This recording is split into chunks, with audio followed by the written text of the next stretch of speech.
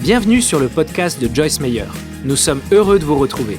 Chaque jour, des encouragements pour recharger vos batteries, vous inspirer et vivre une vie épanouie.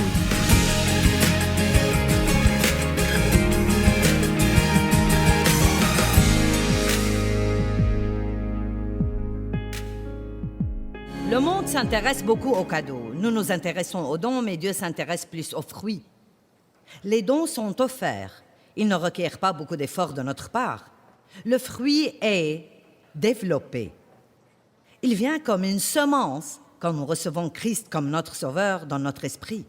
Quand vous recevez le Christ, vous recevez l'Esprit Saint. Quand vous recevez l'Esprit Saint, vous recevez les fruits de l'Esprit.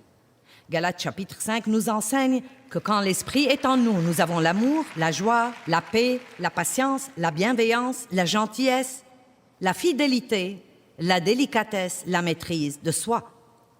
Combien de vous croient que ces choses sont en vous? Alors nous n'avons pas besoin de payer pour quelque chose que nous avons déjà. Nous devons demander à Dieu de nous aider à apprendre comment les utiliser et les vivre. En fait, ce qui nous pousse à exercer les dons de l'esprit ou les fruits de l'esprit, c'est une forme de pression s'exerçant sur nous. Combien d'entre vous font assez régulièrement l'expérience d'une pression dans la vie de tous les jours?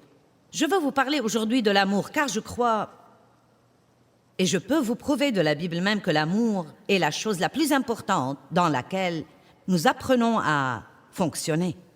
Le fait que je sois connue comme une grande enseignante, ou que vous soyez connu comme un grand chanteur, ou que quelqu'un d'autre soit connu comme le plus grand homme d'affaires du monde, n'est pas très important. Ce qui est important, c'est que nous aimions les gens et que chaque fois que nous sommes avec les gens, ils sentent que quelque chose a été ajouté à leur vie parce que nous étions là. Qu'est-ce que l'amour? Nous pouvons donner un tas de définitions attrayantes de l'amour, mais l'amour se voit à la base à la façon dont nous traitons les gens. Dieu est amour et il nous traite vraiment, vraiment bien. L'amour se voit à la façon dont nous traitons les gens. Comment traitez-vous les gens? De quelle manière spéciale traitez-vous les gens, en particulier ceux qui n'agissent pas exactement de la manière dont vous voudriez qu'ils agissent? Comment traitez-vous les gens que vous n'essayez pas d'impressionner d'aucune manière? Comment traitons-nous les gens qui sont importants en comparaison de ceux que nous considérons comme peu importants? Ce sont toutes les questions que nous nous posions à nous-mêmes. 1 Corinthiens 12, 31 parle de... Il a été question des dons de l'Esprit en 1 Corinthiens 12. Paul enseignait l'Église sur l'utilisation des dons surnaturels de l'Esprit. Et puis il leur dit, je vais vous montrer une voie encore plus excellente. Regardons 1 Corinthiens 12, 31 et entrons de là dans le chapitre 13. Désirez intensément et cultivez avec zèle les plus grands et les meilleurs dons et grâces, les plus grands dons et les grâces supérieures, et je vais encore vous montrer une voie qui les dépasse toutes. Une qui les dépasse de loin, la plus élevée de toutes, c'est l'amour. Donc, l'amour, apprendre ce qu'est l'amour, apprendre à vivre dans l'amour, développer ce fruit de l'esprit est la voie la plus excellente que nous puissions choisir dans la vie. Une excellente personne sera un grand aimant. Et ensuite, il va droit de là, poursuivant en 1 Corinthiens 13, les 8 premiers versets. Et oui, je vais prendre le temps de les lire parce que je pense qu'ils sont importants. Dans la Bible amplifiée, ils sont un peu longs, mais nous allons quand même les voir. Si je peux parler les langues des hommes et même les langues des anges, mais n'ai pas l'amour, cette dévotion consciente, intentionnelle et spirituelle qui est inspirée par l'amour de Dieu pour et en nous, alors je ne suis qu'un bruit et une cymbale qui retentit. Et si j'ai le don de prophétie, le don d'interpréter les buts et la volonté divine, et que je comprends toutes les vérités secrètes et les mystères, et si je possède toute la connaissance, et si j'ai la foi pour déplacer les montagnes, mais que je n'ai pas l'amour de Dieu en moi, alors je suis un rien inutile. Même si je distribue tous mes biens aux aumônes pour nourrir les pauvres, et si je livre mon corps aux flammes pour être glorifié, et vous savez que l'on peut faire les bonnes choses pour les mauvaises raisons, saviez-vous cela? Dieu ne s'intéresse pas seulement à ce que nous faisons, mais aussi pourquoi nous le faisons. Si nous faisons quelque chose pour attirer l'attention, nous n'aurons pas de récompense de Dieu. Si nous faisons quoi que ce soit pour être vus, remarqués ou applaudis, nous n'aurons pas de récompense de Dieu. Nous n'obtenons de récompense de Dieu que quand nous faisons de bonnes œuvres d'un cœur pur, pour glorifier Dieu et pour aider quelqu'un d'autre. Il dit, si je fais ces choses pour la gloire, mais je n'ai pas l'amour de Dieu en moi, je ne gagne rien. Les bonnes œuvres faites pour les mauvaises raisons n'ont pas de récompense. L'amour est endurant et il est patient et gentil. L'amour n'est jamais envieux ni ne déborde de jalousie. Il ne se vante pas et ne s'enfle pas d'orgueil. Il ne fanfaronne pas. L'amour n'est pas rempli de lui-même, arrogant et satisfait de lui. Et j'aime ceci. L'amour n'est pas brutal. Il n'y a rien de plus dégoûtant qu'un chrétien brutal. L'amour n'agit pas inconsidérément. L'amour de Dieu en nous. Vous remarquerez que dans la Bible amplifiée, il est dit que l'amour est l'amour de Dieu en nous. Et je vais vous expliquer cela car il faut que Dieu nous donne son amour avant que nous en ayons à donner. L'amour de Dieu en nous n'insiste pas sur son propre droit ou son avantage. Il ne recherche pas son intérêt. Il n'est pas irritable, angoissé ou amer. Il ne prend pas en compte le mal qui lui est fait. Il ne se réjouit pas de l'injustice ou de ce qui n'est pas correct, mais se réjouit du droit et de la vérité. Il supporte tout et espère tout. Il est toujours prêt à croire au meilleur de chaque personne. Oh là là, comme c'est important. Apprendre à croire le meilleur de chaque personne dans chaque situation, plutôt que de voir toujours le négatif et d'être suspicieux. Si chaque couple marié prenait 1 Corinthiens chapitre 13 et lisait les versets 1 à 8 à voix haute ensemble chaque matin, vous pourriez éliminer le divorce. Si chaque chrétien lisait cela à voix haute chaque matin avant de sortir travailler, la lumière dont nous brillerons dans les ténèbres du dehors serait extraordinaire. L'amour supporte tout, il est toujours prêt à croire au meilleur de chacun, son espérance ne faiblit pas avec les circonstances, et il endure sans faiblir tout ce qui vient. Et la première partie du verset 8, l'amour ne passe jamais. Allez, acclamez Dieu.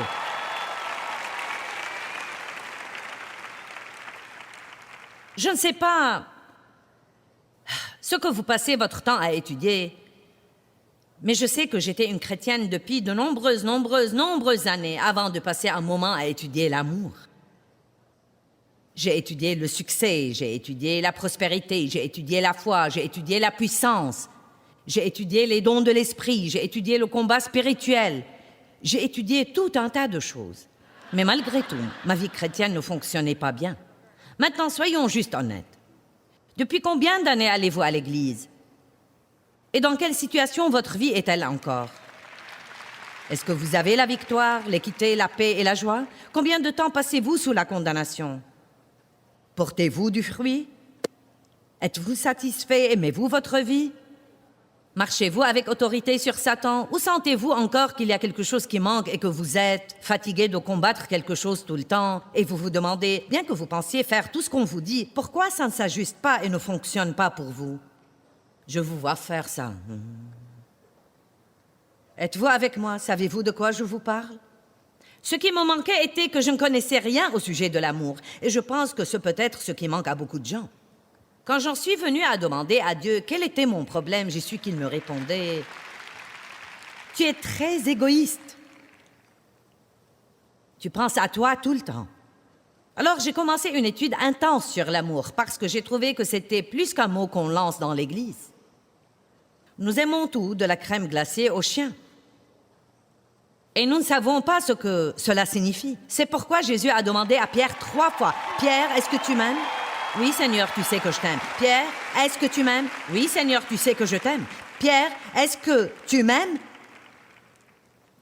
Et en Jean 21, il est dit que Pierre était attristé que Jésus lui pose 3 fois la même question. « Est-ce que tu m'aimes? » Peut-être que je devrais m'arrêter juste 1 minute et dire, « Aimez-vous Dieu? » Aimez-vous Dieu? Est-ce que vous aimez vraiment Dieu?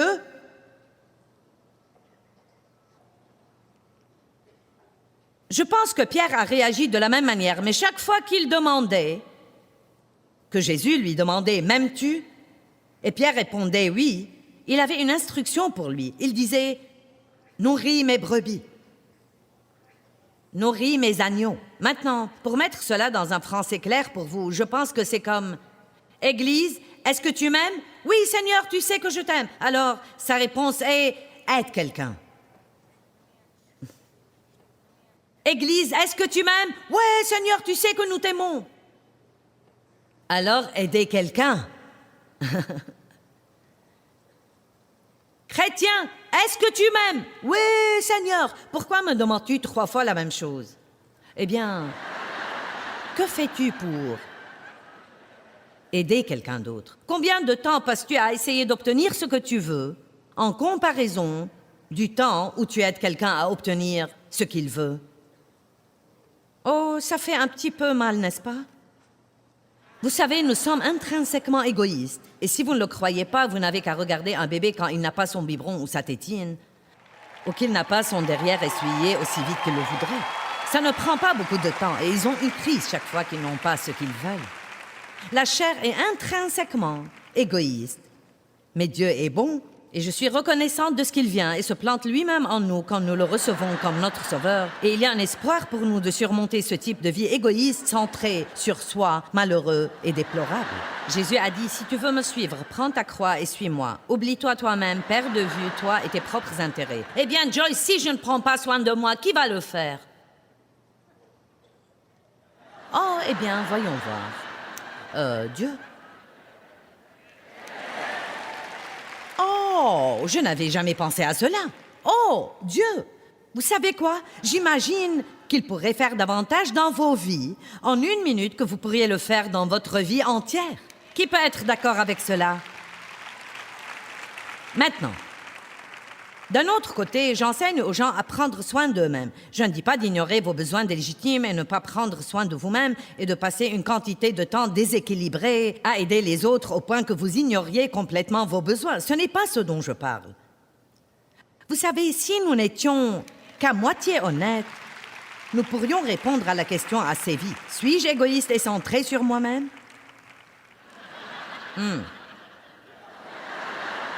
Vous allez vous amuser aujourd'hui. Comment est-ce que j'agis quand je n'obtiens pas ce que je veux? Nous développons ce sur quoi nous nous concentrons. Si vous vous concentrez sur vous-même, alors vous allez vous développer vous-même. Mais si vous vous concentrez sur l'amour, alors vous allez développer l'amour. Vous n'allez pas devenir un grand aimant si vous n'étudiez pas l'amour. Je vous demande combien de temps vous avez passé dans votre vie chrétienne à étudier l'amour comme un sujet à part, ce que c'est, ce que la Bible a à dire à ce sujet. À vous concentrer sur l'amour, à aimer les gens exprès, découvrant des choses à ce sujet, étudiant chaque facette de l'amour, priant pour être une personne qui avance dans l'amour. Je n'ai pas du tout passé de temps dessus. Et quand Dieu m'a fait connaître quel était mon problème et que j'étais bonne pour en parler, mais pas pour le faire, alors je me suis mise à l'étudier intensément. Et pendant plusieurs années. Et probablement, si vous voulez savoir la vérité, j'étudie cela davantage que je n'étudie quoi que ce soit d'autre, parce que je trouve qu'il peut m'échapper très vite si ce n'est pas la priorité de ma vie. Je ne passerai pas ma vie en étant une chrétienne médiocre. Je ne passerai pas ma vie en étant égoïste et centrée sur moi. Et si Dieu m'aide, je vais continuer à apprendre à marcher dans l'amour 7 jours par semaine, 24 heures par jour, avançant dans l'amour. Et je vais faire tout ce que je peux faire pour l'enseigner à tous les gens. Même si ce n'est pas quelque chose qui les enthousiasme au début, je vais continuer de l'enseigner. Donc si vous ne voulez pas apprendre comment marcher dans l'amour, il vaut mieux que vous arrêtiez de m'écouter, car je vais continuer de l'enseigner.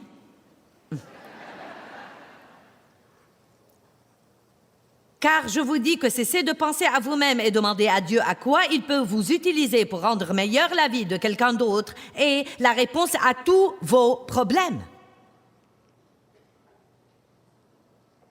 C'est la réponse à tous vos problèmes. L'amour pourvoit aux besoins.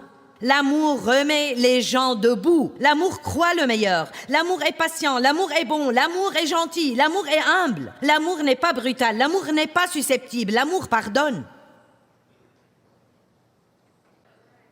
Qu'est-ce que c'est? C'est Dieu.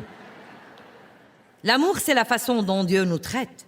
Et tant que nous ne traitons pas les autres comme Dieu nous traite, alors nous n'en savons pas assez sur l'amour. Je ferais mieux de le répéter. Tant que nous ne traitons pas les autres comme Dieu nous traite, je vais trouver quelqu'un dans ce bâtiment à qui parler et qui va faire attention. Tant que nous ne traitons pas les autres comme Dieu nous traite,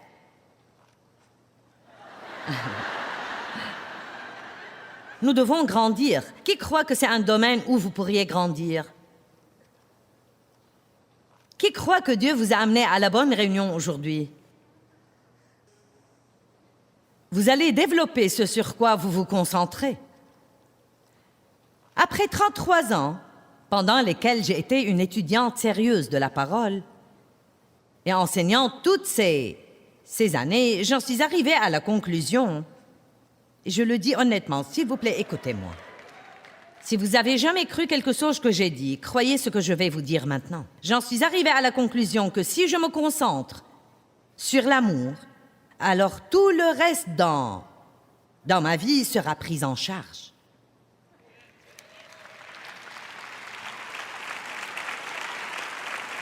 Jean 13, 34 et 35.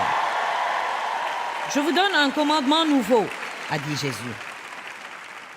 Ils étaient habitués à 10, qui ont été développés en 2000 lois et règles qu'ils devaient suivre pour plaire à Dieu sous l'ancienne alliance. Maintenant, Jésus vient avec une nouvelle alliance, une nouvelle façon de vivre, une fraîche, nouvelle, vibrante façon de vivre. Et il a dit, maintenant je vais vous donner un nouveau commandement, et le voici, aimez-vous les uns les autres, juste comme je vous ai aimé. Vous voyez, tant que je ne sais pas aimer les autres comme Dieu m'aime, j'ai besoin de grandir. Ainsi, vous devriez vous aimer les uns les autres. C'est à ceci que tous sauront que vous êtes mes disciples, si vous vous aimez mutuellement, si vous continuez de manifester l'amour parmi vous.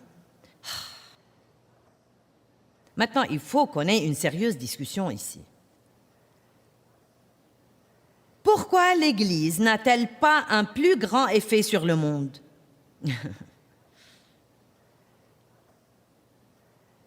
Parce que nous ne faisons pas ce que l'Écriture dit.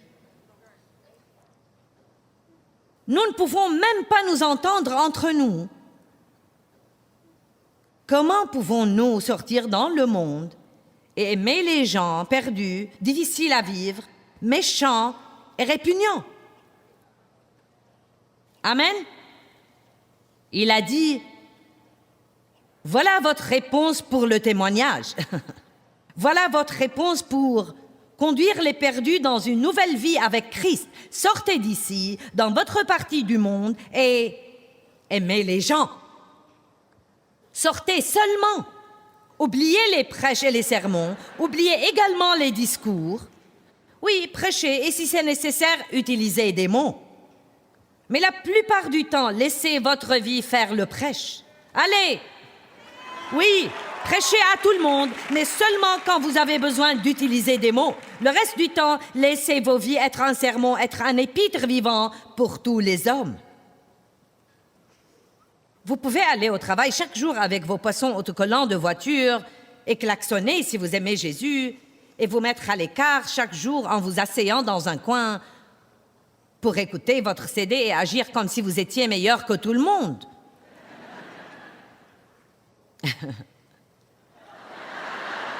Mais la meilleure chose à faire est d'être un exemple. Et peut-être quand vous entendez que la personne qui vous traitait horriblement a sa voiture cassée, vous êtes celui qui va la voir et lui dit « Je serais heureux de venir te chercher le matin et de t'emmener au travail si tu as besoin. » Pourquoi je devrais faire cela après la façon dont il m'a traité? Eh bien, parce que vous êtes un représentant de Dieu et parce que c'est cela qu'il ferait, parce qu'il fait briller son soleil sur celui qui est juste comme sur l'injuste. Si nous commençons d'agir ainsi, ça va être un peu difficile. Nous allons devoir avaler notre fierté et renoncer à la revanche. À la minute où vous dites « je serai heureux de venir te chercher », ils savent bien comment ils vous ont traité. Et à cette minute, vous êtes en train de remuer leur cerveau parce qu'ils ne comprennent pas. Alors tout d'un coup, si vous avez un autocollant sur votre voiture, ça peut un peu faire sens pour eux. Sinon, ça n'a pas du tout de sens. Je me souviens d'une fois, c'était il y a longtemps, je prêchais dans une petite réunion à Saint-Louis et c'était bien avant que je passe à la télé et que je commence à voyager comme je fais maintenant. Nous avions un couple d'aveugles qui venait à notre réunion chaque semaine et qui prenait les transports publics pour venir. Et quelque chose s'est passé avec le service de bus et ils n'allaient plus pouvoir venir en bus au groupe d'études bibliques. Et ils m'ont demandé si je pouvais trouver quelqu'un qui accepterait de les prendre en voiture et encore de les ramener.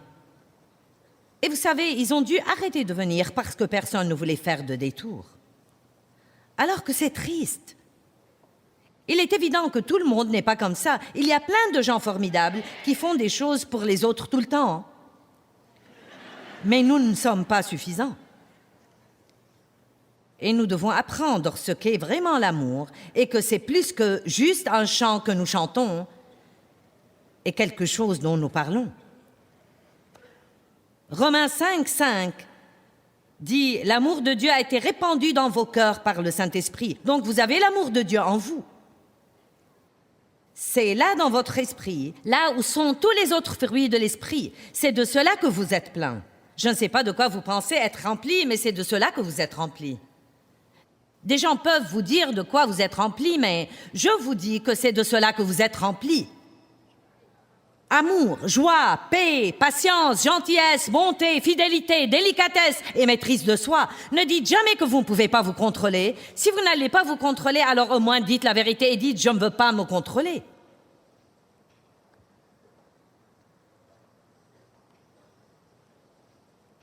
Nous préférons penser « je ne peux pas m'en empêcher ». Non, Dieu nous a équipés pour la victoire. Il nous a équipés pour sortir dans le monde. Maintenant, il se peut que vous ayez une maîtrise de soi faible car vous ne l'avez pas utilisée.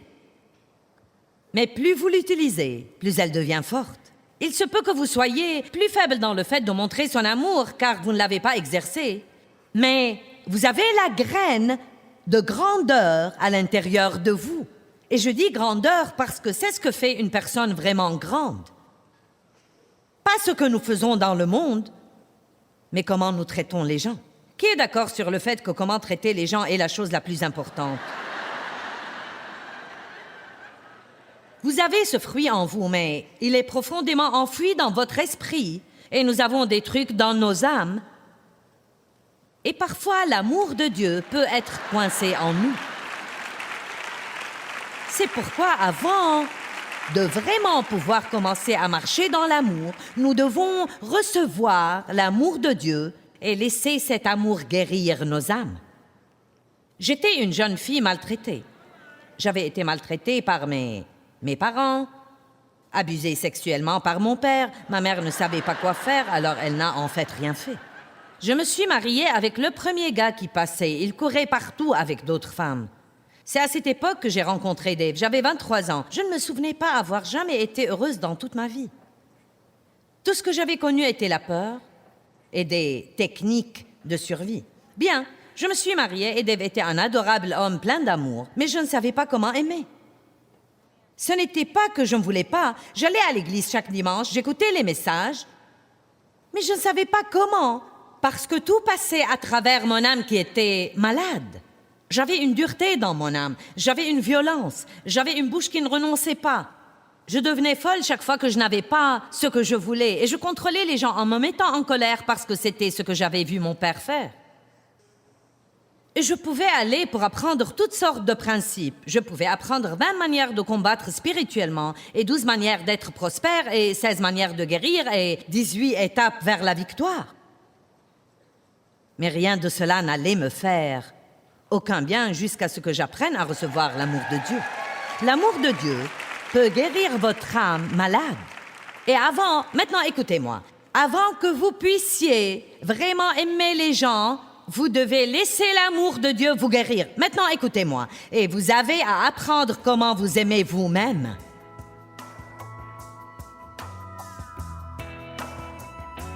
Bien, je crois que l'amour se voit à la façon dont nous traitons les gens. Si quelqu'un a besoin d'aide, il faut que nous l'aidions. Et vous savez quoi? Quand nous aidons les autres, cela libère la joie dans nos propres vies.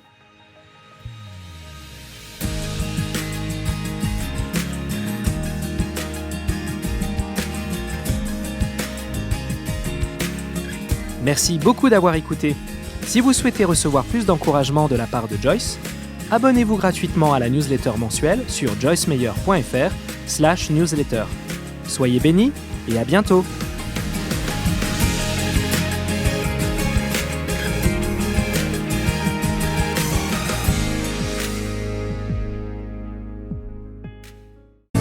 Bao đắm say ta có bên người còn đâu, làn tuyết trắng mùa đông khóc nhau,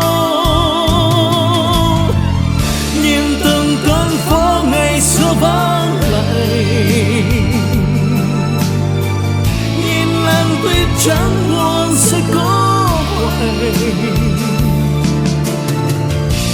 Ngày xưa ấy một lần lầm lỡ, thế nhưng lại đau vì ta mất nhau.